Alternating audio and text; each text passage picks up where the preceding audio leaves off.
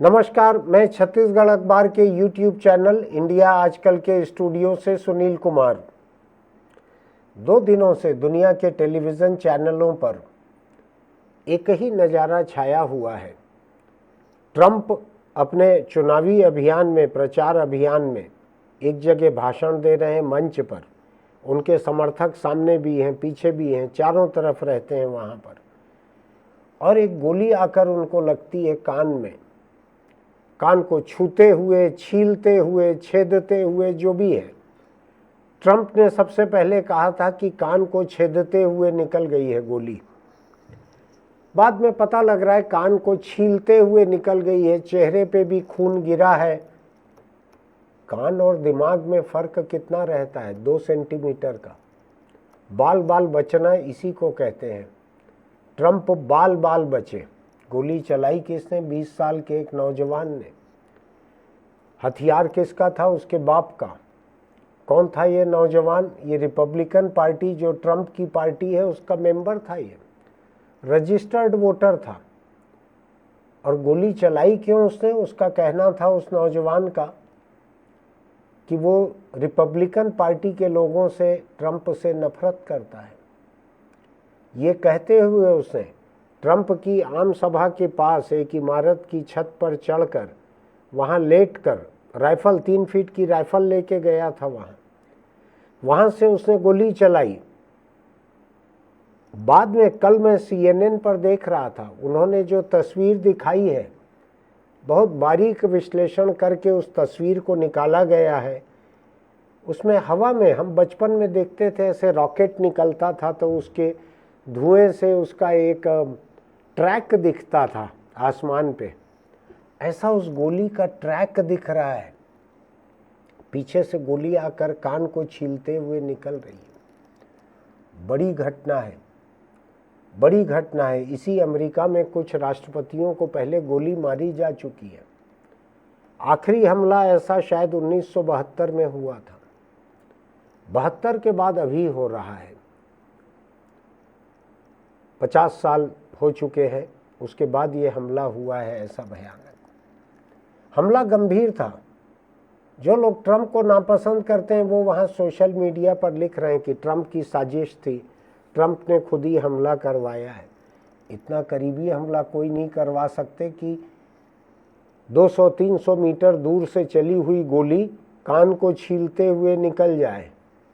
ऐसा कोई हमला करवा सकते हैं क्या? किसी से निशाना लगवाना हो, आपका चाहे कितना भी भरोसा हो, आप सिर पे एक कुम्हड़ा रखकर, एक कद्दू रखकर आप उसके ऊपर निशाना लगाना बोल सकते हैं, बहुत ही आपका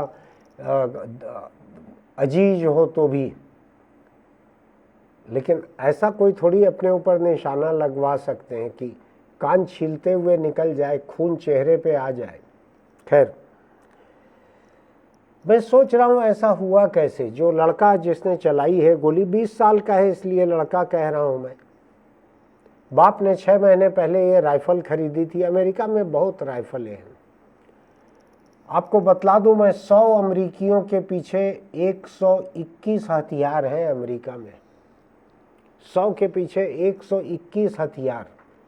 पूरा अमेरिका पटा हुआ है हथियारों से। और हथियार आम हथियार भी नहीं है, जैसा हिंदुस्तान में रहता है कि एक दुनाली बंदूक है जिसमें 2 कारतूस लगा के 2 चला सकते हैं, या एक पिस्टल या रिवॉल्वर है जिसमें 5 या 6 गोली चला सकते हैं। एक किस्सा लंबा हो जाएगा, नहीं तो मैं बता सकता था कि मेरे एक दोस्त ने नए साल के जश्न में दारू पीते हुए मेरे ही ऊपर गोली चला दी थी 5 फीट दूरी से। या तो मेरी किस्मत अच्छी थी या उसका निशाना खराब था। मेरे दाएं बाएं से गोली निकलकर दीवार में घुस गई थी। 5 गोलियां चलाई थी उसने, 4 दीवार में घुस गई थी, एक खराब निकल गया था कारतूस। लंबी कहानी है, उसका कोई संदर्भ नहीं है आज। लेकिन मैं गोली की बात कर रहा हूँ, निशाने की बात कर रहा हूँ, तो मुझको घटना अभी याद आ रही है।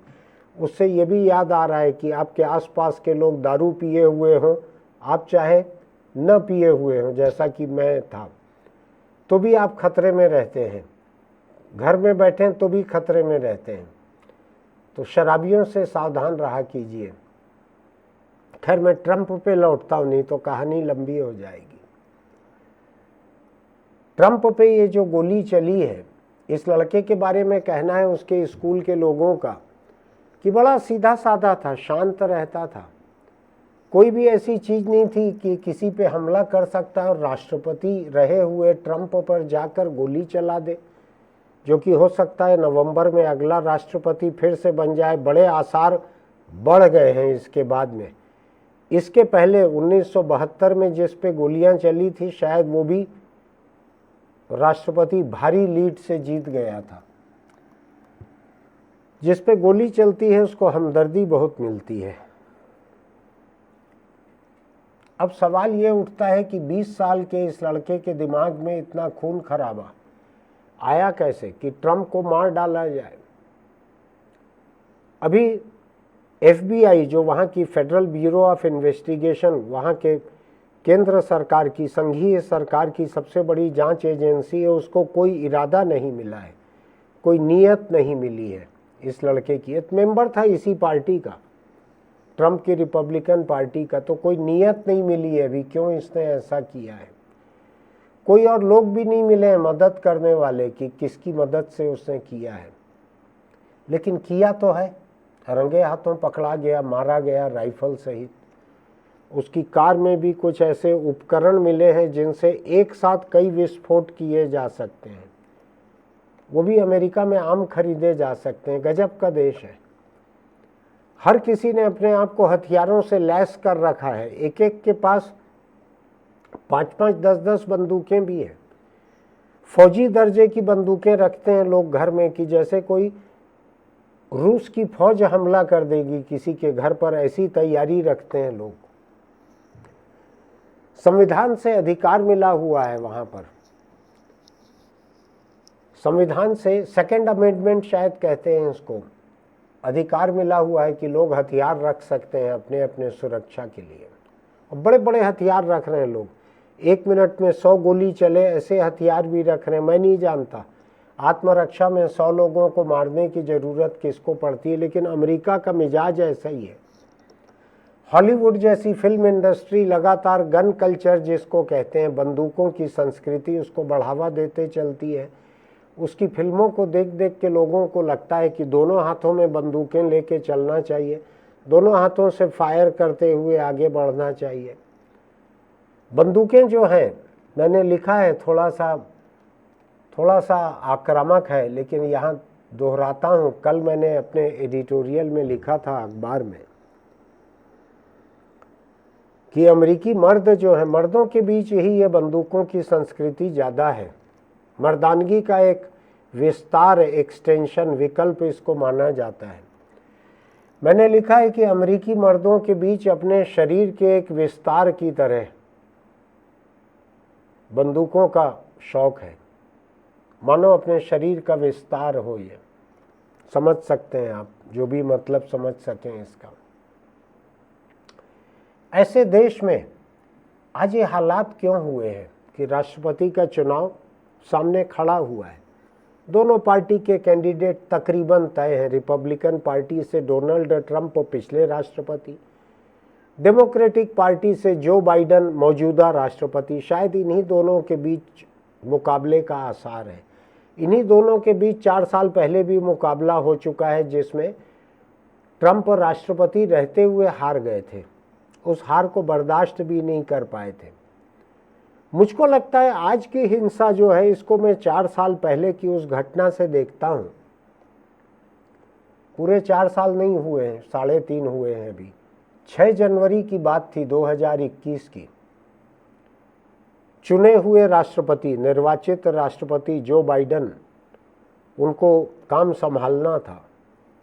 ट्रंप लगातार, जैसे ही वोटों की गिनती हुई थी तब से लगातार एक अभियान चला रहे थे कि ये चुनाव में धांधली हुई है, बेईमानी हुई है, ये चुनाव नहीं है, ये चुनाव इन्होंने चुरा लिया है डेमोक्रेटिक पार्टी ने और जो बाइडेन ने।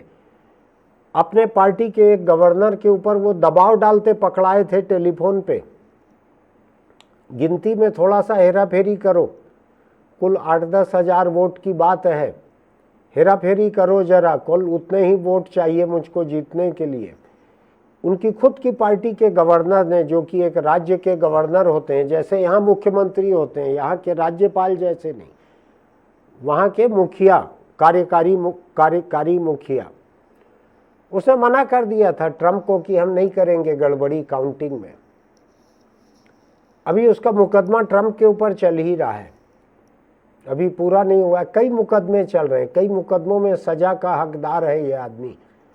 तो जनवरी की बात है, 6 जनवरी 2021 की संसद का संयुक्त सत्र होना था, अमेरिका की संसद का संयुक्त सत्र जैसे भारत में भी होता है लोकसभा और राज्यसभा का, ऐसा अमेरिका में दोनों सदनों का संयुक्त सत्र होना था। वहाँ पे आखिरी काउंटिंग के वोट पेश किए जाने थे और जो बाइडेन को उसके बाद काम संभालना था। ट्रंप ने, इनके जितने भक्त हैं, बददिमाग और बेदिमाग ज़्यादा हैं इनके भक्त, नस्ल भेदी रंग भेदी ज़्यादा हैं इनके, धर्मांध ज़्यादा हैं इनके भक्त, राष्ट्रवादी हैं, वहाँ के अपने आप को गोरा राष्ट्रवादी वो करार देते हैं। और बाहर से आए हुए जितने लोग हैं, दूसरे देशों से आए हुए, दूसरे देशों की नस्ल के जो लोग हैं, उनको रंग के आधार पर, राष्ट्रीयता के आधार पर, धर्म के आधार पर खारिज करते हैं ट्रंप के समर्थक। इस तरह का बददिमाग और हिंसक आदमी है डोनाल्ड ट्रंप। हिंदुस्तान में जिसका भी दोस्त हो, मैं कुछ कहना नहीं चाहता, वहाँ पर ये बददिमाग बेदिमाग नफरत जीवी है, ये नफरत करता है लोगों से। ट्रंप ऐसा राष्ट्रपति था, अभी फिर बनने के आसार हैं उसके। इसने अपने लोगों को भड़काया कि चाहे जो करना पड़े करो और इस गिनती को रोको, और जो जीत हमसे चुराई गई है इसको रोकना चाहिए। तो ट्रंप के समर्थक वहाँ पे बहुत से राष्ट्रवादी, बहुत से रंग भेदी, कई किस्म के वहाँ पर संगठन हैं।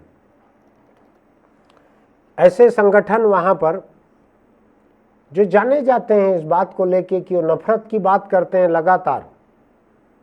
हिंदुस्तान में भी कुछ एक संगठन है जो पूरे समय नफरत की बात करते हैं, ये उनसे ज़्यादा हिंसक हैं, ज़्यादा हथियारबंद हैं अमेरिका में।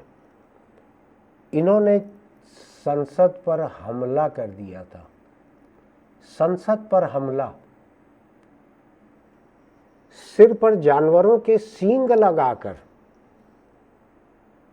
आदि पुरुष जो गुफा काल के, पत्थर काल के लोग, मर्द जिस तरह से चमड़े वगैरह पहनते होंगे बदन में, ऐसे पहनकर, भाले लेकर, दूसरे हथियार लेकर ये संसद में घुस गए थे।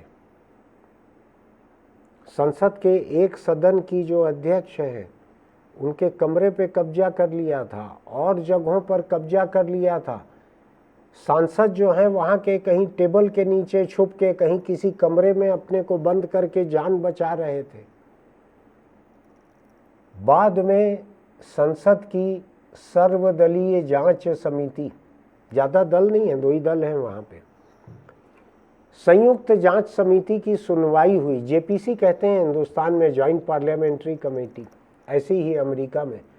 उसने जब सुनवाई की तो उसमें ट्रंप के उस दिन के जो सहयोगी थे, कई लोगों ने बयान दिए थे कि वो ट्रंप को समझाते रह गए, कमरे में थे ट्रंप के साथ मौजूद, वो टीवी पे देख रहा था हमले को, वो ट्रंप को समझाते रह गए, रोको, बयान जारी करो, शांति की अपील करो, अपने लोगों को वापस बुलाओ। ट्रंप ने मना कर दिया। संसद पर हमला चल रहा था, संसद पर हमला की अगली सरकार को काम न संभालने दिया जाए। लोकतंत्र के साथ बगावत चल रही थी, हिंसक बगावत चल रही थी, मारे गए थे उसमें कई लोग, पुलिस अफसर भी मारे गए थे। मेरे पास आंकड़े हैं, 250 पुलिस वाले उस दिन घायल हुए थे, कई लोग मारे भी गए थे उस हमले में। पुलिस की कार्रवाई में भी एक आध हमलावर मारा गया था। कई करोड़ रुपए का नुकसान पहुंचाया गया था संसद में। रुपए का नुकसान छोटा था, लोकतंत्र पर जो हमला किया गया था वो बहुत बड़ा था। और फतवे दे देकर ट्रंप ने वो हमला करवाया था। मेरा ऐसा मानना है कि पिछले 4 साल में जितनी बार ट्रंप ने लोकतंत्र के खिलाफ कहा है, जितनी बार ये कहा है कि जो बाइडेन की जीत जो है चुराई हुई जीत थी, बेईमानी से और धांधली से की हुई जीत थी, मेरा मानना है कि वो पूरा का पूरा सिलसिला लोकतंत्र पर अनास्था का, लोकतंत्र पर अविश्वास का, पूरा का पूरा सिलसिला जो है उसने अमेरिका के कम से कम एक बड़े तबके में लोकतंत्र के लिए एक हिकारत पैदा कर दी है। मैं अभी देख रहा था टेलीविज़न चैनल BBC के, CNN के, इन दो में से किसी एक में था। अभी कुछ अरसा पहले अमेरिका में एक सर्वे हुआ, ध्यान से सुनिएगा, अमेरिका में एक सर्वे हुआ। उस सर्वे में 7% लोग ऐसे थे जो डोनाल्ड ट्रंप के समर्थक थे, 7%, 7। और उन्होंने कहा कि वो किसी भी कीमत पर डोनाल्ड ट्रंप को दोबारा राष्ट्रपति बनाना चाहते हैं, किसी भी कीमत पर। यानी उन्होंने ये कहा कि वो हिंसा के रास्ते भी डोनाल्ड ट्रंप को दोबारा राष्ट्रपति बनाना चाहते हैं। अपने आप को दुनिया का सबसे पुराने लोकतंत्रों में से एक कहने वाला अमेरिका, 250 साल शायद हुए हैं उसको। वहाँ के भूतपूर्व राष्ट्रपति और भावी संभावित राष्ट्रपति के समर्थक कह रहे हैं, सर्वे में कह रहे हैं, 7% लोग कह रहे हैं कि वो वायलेंस के रास्ते भी, हिंसा के रास्ते भी ट्रंप को राष्ट्रपति बनाना चाहते हैं। कहाँ चले गया लोकतंत्र, लोकतांत्रिक समझ कहाँ चली गई? अमेरिका कम से कम अपने घरेलू मामलों में लोकतांत्रिक रहते आया है, बाकी तो पूरी दुनिया के लिए वो दुनिया का सबसे गुंडा तानाशाह है। चाहे वियतनाम पे हमला हो, चाहे इराक पे हो, अफगानिस्तान पे हो, सीरिया पे हो, दुनिया के अनगिनत देशों पे हमले, अनगिनत देशों में हत्याएं, वहाँ की सरकारों को पलटना, अपनी पिट्ठू सरकार को बिठाना। और जब 20 साल में अफगानिस्तान में कुछ न कर पाया तो रातों रात अपने साथ काम करने वाले अफगान लोगों की जिंदगी को खतरे में डालकर छोड़कर भाग निकलना। दुनिया भर में तो अमेरिका ये सब करता है, लेकिन देश के भीतर वो लोकतांत्रिक माना जाता है। कहाँ चले गया वो लोकतंत्र जब ट्रंप के समर्थकों में से 7% लोगों ने कहा कि वो हिंसा के रास्ते भी ट्रंप को दोबारा राष्ट्रपति बनाना चाहेंगे। ट्रंप ने इसके खिलाफ कुछ नहीं कहा। ये कई दिन पहले की बात है, ये सर्वे आया, छपा सब जगह, कुछ नहीं कहा ट्रंप ने इसके खिलाफ। मेरा मानना है कि जब आपके समर्थक हिंसा की बात करते हैं और आप कुछ नहीं कहते, मेरा मानना है जब आपके समर्थकों ने अमेरिकी संसद पर हमला कर दिया था, उसके भीतर घुस गए थे, हथियारबंद हमला, तोड़ फोड़, मारे गए थे लोग उसमें। दुनिया ने वैसा नज़ारा नहीं देखा था, कभी वैसा नज़ारा नहीं देखा था। दुनिया की किसी संसद पर उसके अपने लोगों का ऐसा हमला कभी नहीं हुआ था जैसा वहां पर हुआ। लेकिन ट्रंप ने उसके खिलाफ कुछ नहीं कहा था, उसको रोकने की कोशिश करने से भी मना कर दिया था अपनी टीम को। बाद में अब उसकी टीम जो है ट्रंप की, वो अमेरिकी संसद की संयुक्त जांच समिति में ये सब बातें बतला चुकी है। और जो संयुक्त जांच समिति है उसने ये पाया है, दोनों पार्टी के लोग थे उसमें, रिपब्लिकन भी थे, ट्रंप के साथी भी थे उसमें, और डेमोक्रेटिक भी थे। उन्होंने पाया है, house select committee that investigated the incident, the attack was the culmination of a 7-part plan by Trump to overturn the election. Trump ने चुनाव के नतीजों को पलट देने के लिए 7 चरणों की एक साजिश तैयार की थी, उसका एक हिस्सा था संसद पर हमला। इस ट्रंप ने जो अराजकता और हिंसा अमेरिका में पैदा की, बढ़ाई, लोकतंत्र पर अविश्वास पैदा किया। ध्यान से सुनिएगा, लोकतंत्र पर जब आप अविश्वास पैदा करते हो, जब अपने समर्थकों को आप उकसाते हो, इस दिमागी हालत में ले आते हो, उनको हिंसा करके भी ट्रंप को दोबारा राष्ट्रपति बनाना है, तो आपके समर्थकों में से कुछ लोग ऐसी दिमागी हालत में पहुंच जाते हैं। आपकी फैलाई हुई नफरत, ट्रंप ने बड़ी कोशिश से अमेरिकी लोकतंत्र की जमीन पर नफरत के बीज बोए थे। उसके बाद समय समय पर जैसे जैसे फसल को ज़रूरत रहती है, पानी डाला, खाद डाला, दवाइयाँ डाली, नफरत की फसल बढ़ते चली गई। ये लड़का जो भी 20 साल का, जिसने अभी ट्रंप को मारने की कोशिश की है, ये दिखावा नहीं था, ये मारने की कोशिश थी, ट्रंप के कत्ल की कोशिश थी। ये साफ साफ ये ट्रंप की ही पार्टी का था, लेकिन दिमागी हालत उसकी ऐसी हो गई थी कि जिस पार्टी का वो मेंबर है उसके लोगों से नफरत करने लगा था। मेरा मानना है, मैं नफरत जैसे शब्द पे अधिक भरोसा अपनी ज़िंदगी में नहीं करता हूँ, लेकिन मेरा मानना है कि मैं किसी वजह से, बिल्कुल हो नहीं सकता था लेकिन फिर भी मैं बहस के लिए मानता हूँ कि अगर मैं ट्रंप के पहले से रिपब्लिकन पार्टी का मेंबर रहता अमेरिका में, तो कम से कम ट्रंप को देखते हुए, उसके हाल को देखते हुए मैं उस पार्टी को छोड़ देता। मैं उसको बर्दाश्त नहीं कर पाता, उस पार्टी को, उसकी हिंसा को, उसकी नफरत को, उसके फतवों को। मेरा इस साफ साफ मानना है, 4 साल राष्ट्रपति रहते हुए, उसके पहले के चुनाव प्रचार में 4 साल मन ही मन अपने आप एक संघर्ष करते हुए ट्रंप ने जो नफरत फैलाई है पिछले 8 वर्षों में, लोकतंत्र के प्रति जो एक हिकारत पेश की है ट्रंप ने, ये उसका नतीजा है कि लोगों के मन में इतनी हिंसा आ गई कि तुम्हारी पार्टी का एक नौजवान तुम्हारे सिर को निशाना बनाने लगा। उसने कोई कसर नहीं छोड़ी थी। मैं तो अभी एक समाचार देखकर दंग रह गया हूँ, समाचार देखकर दंग रह गया हूँ कि ट्रंप बचा कैसे। ये रहस्य की बात है। इस रहस्य को एक हिंदुस्तानी ने खोला है अभी अमेरिका में, सुन लीजिए अब चलते चलते उसको भी आप।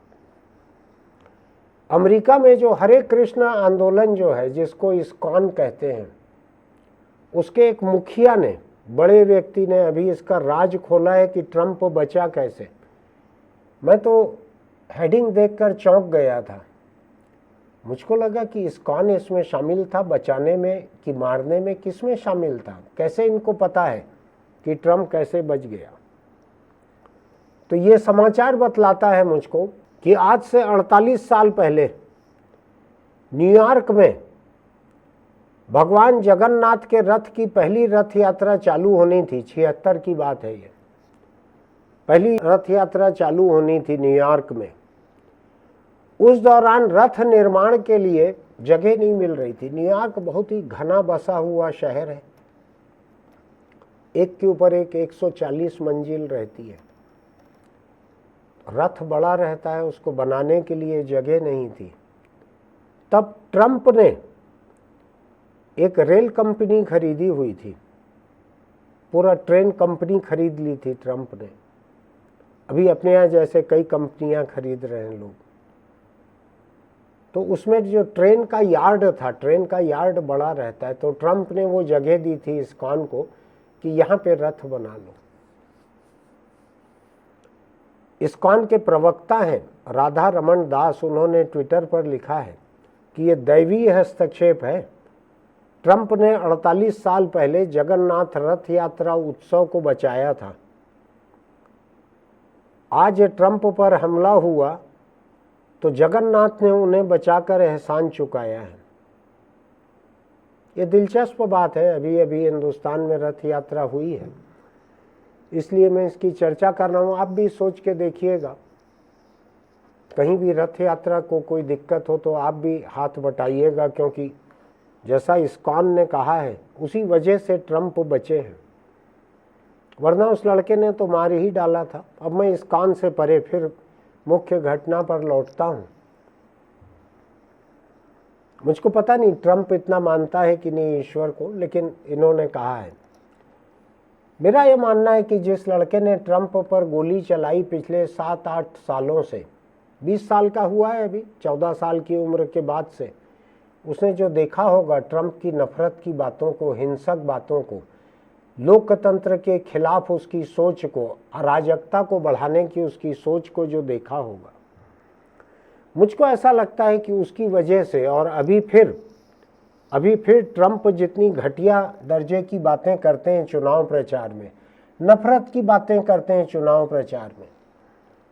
अमेरिका की बात है, वहाँ हिंदुस्तान के सुप्रीम कोर्ट का हेट स्पीच के खिलाफ जो आदेश है लागू नहीं होता है। लागू तो खुद हिंदुस्तान में भी नहीं हो रहा है। हमारे यहाँ भी अभी चुनाव निपटा है, दुनिया के इतिहास का सबसे लंबा और सबसे चौड़ा, सबसे बड़ा चुनाव।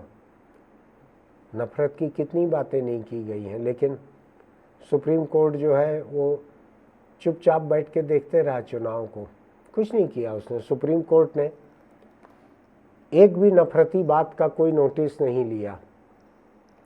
वहाँ का सुप्रीम कोर्ट जो है अमेरिका का, वो तो नफरत के खिलाफ है भी नहीं। उसके जजों में तो बहुमत जो है वो ट्रंप के बिठाए हुए जज हैं वहाँ पर। ट्रंप जब राष्ट्रपति था उस वक्त जो कुर्सी खाली हुई, वहाँ पर ट्रंप के मनोनीत किए गए लोग जज बने हैं, तो वहाँ बहुमत ट्रंप का है। तो उनको तो कोई दिक्कत वैसे भी नफरत की बातों से नहीं है। और अमेरिकी संविधान का फर्स्ट अमेंडमेंट जो है, पहला संशोधन, वो अभिव्यक्ति की स्वतंत्रता का है, जिसमें नफरती बातों की भी पर्याप्त छूट है। तो ऐसा ट्रंप लगातार नफरती बातें कर रहा था, लगातार हिंसक बातें कर रहा था, कभी बंद किया ही नहीं उसने। दरअसल जो बाइडेन के खिलाफ, डेमोक्रेटिक पार्टी के खिलाफ, लोकतंत्र के खिलाफ, जजों के बारे में न्यूयॉर्क के एक कोर्ट में अभी एक मामला चल रहा था। यही ट्रंप, इसने बरसों पहले एक एडल्ट फिल्म स्टार थी जिसको पोर्न स्टार भी कहते हैं, उसके साथ कुछ इसका सेक्स का रिश्ता था ट्रंप का। जब चुनाव लड़ा ट्रंप ने 2016 में, तो उसका मुंह बंद करने के लिए ट्रंप ने 2 काम किए। एक तो अपने ही पिट्ठू एक अखबार को कहा कि इसका इंटरव्यू ले, उसने इंटरव्यू लिया, पैसा दिया इंटरव्यू लेने का, और उस इंटरव्यू को कभी इस्तेमाल नहीं किया, कत्ल कर दिया इंटरव्यू का। दूसरा, ट्रंप ने अपने एक वकील को मोटी रकम दी अपनी कंपनी से कानूनी सलाह के बतौर, और उस वकील ने उस पोर्न स्टार, स्टॉर्मी डेनियल्स नाम था शायद उसका, उसको वो रकम दे दी अकाउंट में कि मुंह बंद रखना, ट्रंप के चुनाव तक कोई उस सेक्स की उस पुरानी बात को मत छेड़ना। हो गया, चुनाव जीत गया ट्रंप। अभी किसी वजह से वो बात फिर निकली, तो वो स्टॉर्मी डेनियल ने न्यूयॉर्क की अदालत में खड़े होके खुलासे से बताया कि ट्रंप ने उसके साथ क्या क्या किया, कैसे कैसे किया। बहुत खुलासे से बताया उसने, मज़े ले लेकर बताया। मैं तो अदालत में मौजूद नहीं था, मेरे पास समय भी नहीं था उस पूरे बयान को सुनने का, लेकिन वो पोर्न स्टार रही हुई है, एडल्ट फिल्मों की स्टार रही हुई है, आप अंदाज लगा सकते हैं कि उसने क्या क्या कहा होगा। तो ट्रंप उस किस्म का आदमी है। उस मामले में सजा भी हो चुकी है ट्रंप को अदालत से, अभी और कई मामलों में सजा होना है। अमेरिकी लोकतंत्र के खिलाफ बगावत की भी सजा होना है अभी उसको। एक अलग मुकदमा है जो संसद पर हमला करवाया था उसने अपने लोगों को भड़काकर। जब आप चारों तरफ अपने लोगों में नफरत सिखाते हो, जब चारों तरफ उनको हमलावर बनाते हो, उनको हिंसक बनाते हो, दुश्मन आपका चाहे जो भी हो, दुश्मन आपका चाहे दुनिया के अलग देशों से अमेरिका में आकर बसे हुए आप्रवासी लोग हों, इमिग्रांट्स हों, उनके खिलाफ आप नफरत फैलाओ, जो काले लोग हैं उनके खिलाफ नफरत फैलाओ, भूरे लोग हैं उनके खिलाफ नफरत फैलाओ, आप डेमोक्रेटिक पार्टी के लोग हैं, उनके खिलाफ नफरत फैलाओ, लोकतंत्र के खिलाफ, जज के खिलाफ, न्यूयॉर्क की अदालत के इस जज के खिलाफ बोलते चले गया, ट्रंप बोलते चले गया कि ये बोगस है ये केस। जज के खिलाफ क्या क्या नहीं कहा ट्रंप ने। जब आप अपने समर्थकों के बीच लोकतंत्र के प्रति, लोकतंत्र के खिलाफ इतने ऊंचे दर्जे की अनास्था पैदा करते हो, अविश्वास पैदा करते हो, तो फिर यही होता है। किसी की बातों का जवाब देने के बजाय उसको गोली मारकर चुप कर देना, फिर यही होता है। जब हवा में नफरत का जहर घुल जाता है पूरी तरह, तब फिर यही होता है कि 20 साल का नौजवान जो चाहता तो सोशल मीडिया पर लिख सकता था, ट्रंप की पार्टी को छोड़ सकता था, गालियां भी लिख सकता था, अमेरिका में छूट है, वीडियो भी बनाकर पोस्ट कर सकता था ट्रंप को गालियां देते हुए, उसकी भी छूट है। ये सब करने के बजाय उसने गोली मार दी, क्योंकि हवा में जहर घुला हुआ था। आपको ध्यान है ना, हिंदुस्तान में नफरत से गोली एक मारी गई थी, राष्ट्रीय हत्या थी, वो देश की सबसे बड़ी हत्या थी। कौन सी? महात्मा गांधी को जो मारा था नाथूराम गोडसे ने, हिंदुस्तान के इतिहास की आज तक की सबसे बड़ी हत्या थी वो। एक निहायत निहत्था अहिंसक आदमी जो प्रेम की बातें करता था सिर्फ, उसको जाके पांव छूने के बहाने से नाथूराम गोडसे ने गोली मारी थी। हिम्मत रहती तो कहता, गालियां बकता गांधी को मुंह पे और तब गोली मारता। हिम्मत रहती तो लिखता अखबारों में गांधी के खिलाफ, बयान देता, पर्चे बांटता, लेकिन उसने गोली मारी थी। जब हवा में नफरत का जहर घुल जाता है तो इस तरह की कई तरह की हिंसा सामने आती है, जिसको कि अमेरिका की सरकार जैसी सबसे ताकतवर पुलिस, सबसे ताकतवर खुफिया विभाग, सबसे ताकतवर संघीय जांच एजेंसी FBI, ये सब मिलके भी नहीं रोक पाते उस हिंसा को। 20 साल का नौजवान 3 फीट की राइफल लेकर छत पे चढ़कर गोली चला रहा है भूतपूर्व और भावी राष्ट्रपति के ऊपर, कोई नहीं रोक पाया उसको। मारे गए हैं, एक व्यक्ति मारा गया है, 2 बहुत बुरी तरह से गंभीर जख्मी है। ट्रंप खुद आपने देखा होगा कैसे खून उसके चेहरे पे आ गया। कोई नहीं बचा सकता। जब नफरत से हिंसा निकलती है ना, कोई नहीं बचा सकता। अमेरिका की सुरक्षा व्यवस्था सबसे ही मजबूत दुनिया में मानी जाती है। अमेरिकी भूतपूर्व राष्ट्रपति, भावी राष्ट्रपति, उम्मीदवार, मौजूदा राष्ट्रपति, इतनी सुरक्षा दुनिया में बहुत ही कम लोगों की हो सकती है। उसको भेदते हुए एक नौजवान ने, जिसके आसपास कोई तैयारी नहीं दिख रही है, किसी गिरोह का सदस्य नहीं था, किसी माफिया का मेंबर नहीं था, उसने घायल कर दिया ट्रंप को मरने से। मेरा मानना है कि 2 सेंटीमीटर बचा ट्रंप मरने से, जिसको बाल बाल कहते हैं, बाल बाल बचा ट्रंप। नफरत जब हिंसा में तब्दील होता है, लोकतंत्र के प्रति अविश्वास, लोकतांत्रिक संस्थाओं के प्रति अविश्वास को जब नफरत में तब्दील किया जाता है, हवा में नफरत की जहर घोली जाती है, इस तरह के नतीजे भी हो सकते हैं जो अमेरिका में अभी देखने मिले हैं। 20 साल का नौजवान, अमेरिका में उसके सामने अपार संभावनाएं थी। बाप था, बाप का घर था जिसमें रहता था ये लड़का, बाप की बंदूक थी, बंदूक थी तो खाने को था ही, गोरा था, किसी रंग भेद का शिकार भी नहीं था अमेरिका में। तो किस तरह से ये हुआ है, इसको देखना चाहिए, सोचना चाहिए। लोकतंत्र का अपमान उसके लिए हिकारत नहीं करना चाहिए, जो कि ट्रंप बरसों से करते आ रहा है। अपने लोगों को संसद पे हमला करने और हिंसा में झोंक दिया था इसने, ट्रंप ने। मेरा मानना है कि ये अभी जो फल दिख रहा है जहरीला, ये ट्रंप का ही बोया हुआ है। पूरी दुनिया को इससे सबक लेना चाहिए। अपने देश की हवा में इतना जहर नहीं घोलना चाहिए नफरत का। ट्रंप ने फुल टाइम वही काम किया है, शायद ओवर टाइम भी किया है इसने, ठेका मजदूर जैसा ओवर टाइम किया है। ठीक नहीं है ये। आज उसने जो कहा है, ट्रंप ने, ये हो जाने के बाद आज जो कहा है, मुझको अब लग रहा है कि ये आपको 4 लाइन मुझको आखिर में बताना चाहिए। इस हमले के बाद ट्रंप ने पहला इंटरव्यू दिया। पहले इंटरव्यू में उसने कहा कि आज वहाँ पर अमेरिका में सम्मेलन होने जा रहा है रिपब्लिकन पार्टी का, जिसमें ट्रंप जा रहा है। इस इंटरव्यू में ट्रंप ने कहा कि सम्मेलन में जो भाषण देने वाले थे उन्होंने उसको पूरी तरह से रीराइट किया है, दोबारा लिखा है। उन्होंने कहा कि अब राष्ट्रपति बाइडेन की आलोचना के बजाय वो अब एकता का संदेश देने जा रहे हैं।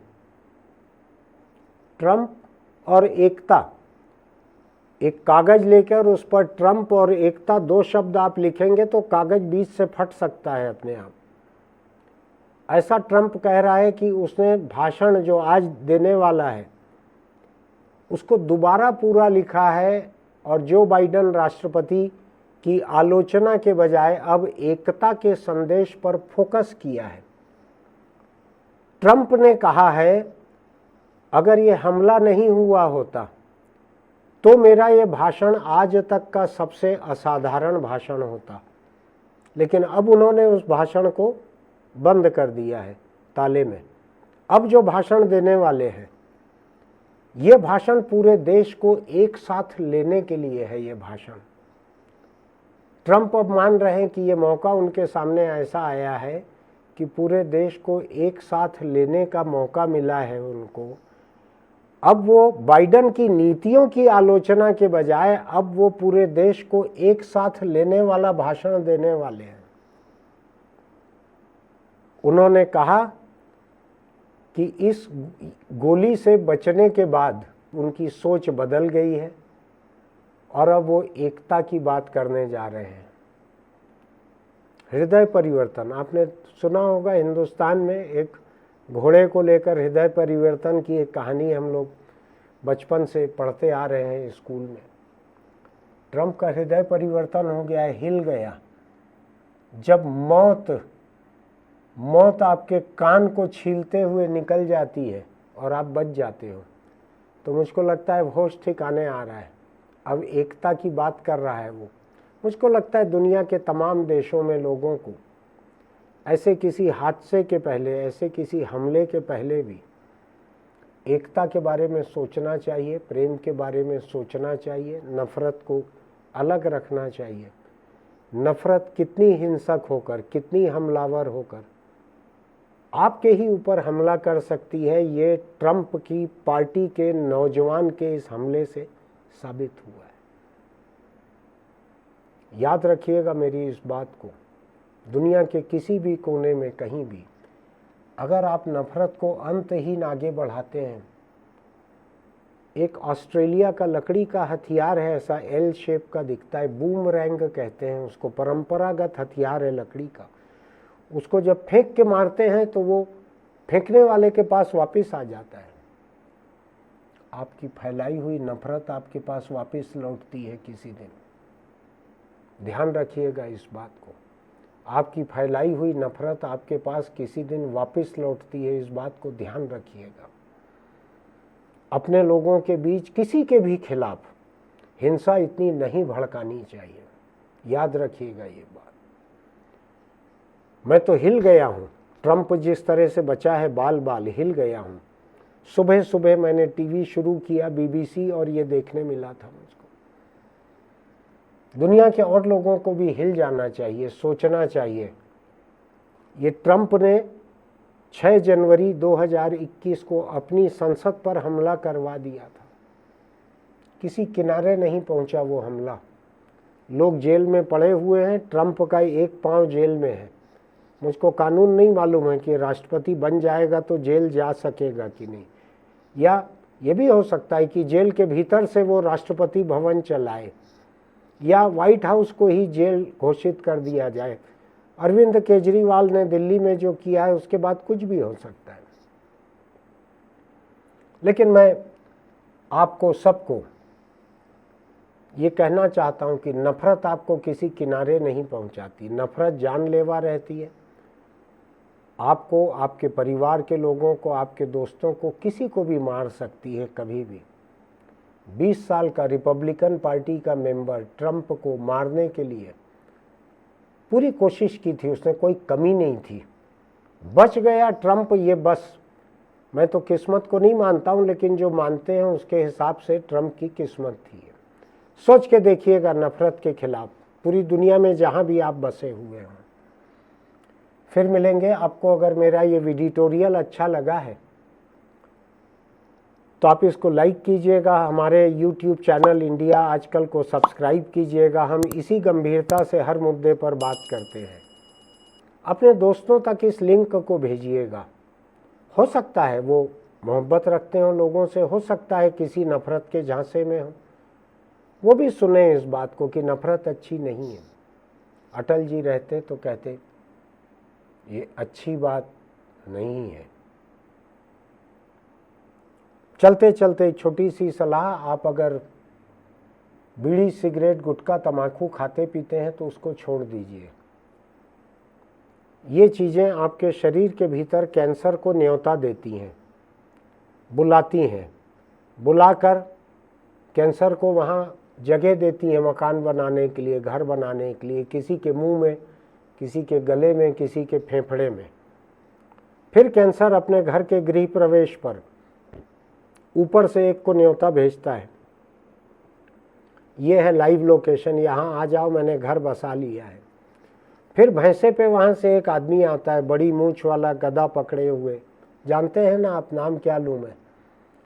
वो आकर फिर ले जाता है आपको, मकान सहित ले जाता है, कैंसर सहित ऊपर ले जाता है। अपने परिवार की फिक्र कीजिए, तंबाकू के शौक को छोड़िए, ये किसी को नहीं छोड़ता, आपको ही इसको छोड़ना पड़ेगा। फिर मिलेंगे।